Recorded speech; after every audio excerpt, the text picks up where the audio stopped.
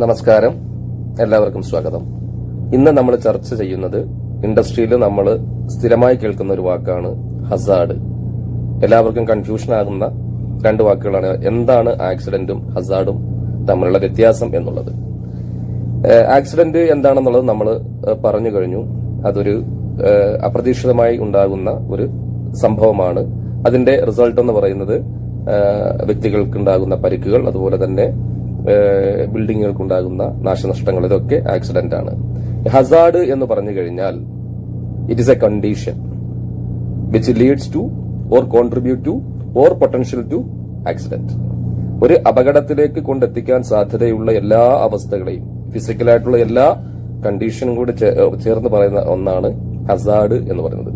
ഉദാഹരണത്തിന് oil leak, അതല്ലെങ്കിൽ high temperature, അതല്ലെങ്കിൽ ഈ ഫ്ലെയിമബിൾ ആയിട്ടുള്ള മെറ്റീരിയൽസ് എല്ലാം കൂടി മിക്സഡ് ആയിട്ട് സ്റ്റോർ ചെയ്യുക, അതുപോലെ high noise, vibration, high dust. അപ്പൊ ഇങ്ങനെയൊക്കെയുള്ള ഒരുപാട് സിറ്റുവേഷൻസ്.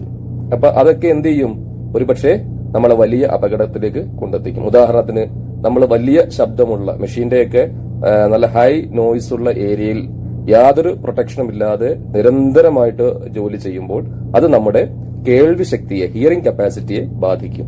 അപ്പോൾ അവിടെ അത് അങ്ങനെ ഉണ്ടാകാനുള്ളൊരു സാധ്യതയുണ്ട്. ഒരു ഫിസിക്കൽ കണ്ടീഷനാണ് ഹൈ നോയിസ് എന്ന് പറയുന്നത്. അപ്പൊ അതിനെ സൈലൻസ് ചെയ്യുക അല്ലെങ്കിൽ പ്രിവെന്റ് ചെയ്താൽ നമുക്ക് എന്ത് ചെയ്യാം, ആ ഒരു അപകടത്തിൽ നിന്ന് നമുക്ക് ആ വർക്കറെ രക്ഷപ്പെടുത്താൻ സാധിക്കും. അപ്പോൾ അതാണ് ഹസാർഡ് എന്ന് പറയുന്നത്. അപ്പൊ ഹസാർഡും ആക്സിഡന്റും തമ്മിലുള്ള വ്യത്യാസം എന്താണെന്ന് നിങ്ങൾക്ക് മനസ്സിലായി കാണും എന്ന് ഞാൻ വിചാരിക്കുന്നു. ഹസാർഡ് ഈസ് ഒന്നുകൂടി പറയാം, Hazard is A physical condition which contributes or which is potential to accident. അതൊരു ആക്സിഡന്റിലേക്ക് സാധ്യത ഉണ്ടാക്കുന്ന ഒരു അവസ്ഥയാണ് ഹസാർഡ് എന്ന് പറയുന്നത്. വീണ്ടും മറ്റൊരു ടോപ്പിക്കുമായിട്ട് വരുന്നത് വരെ നന്ദി, നമസ്കാരം.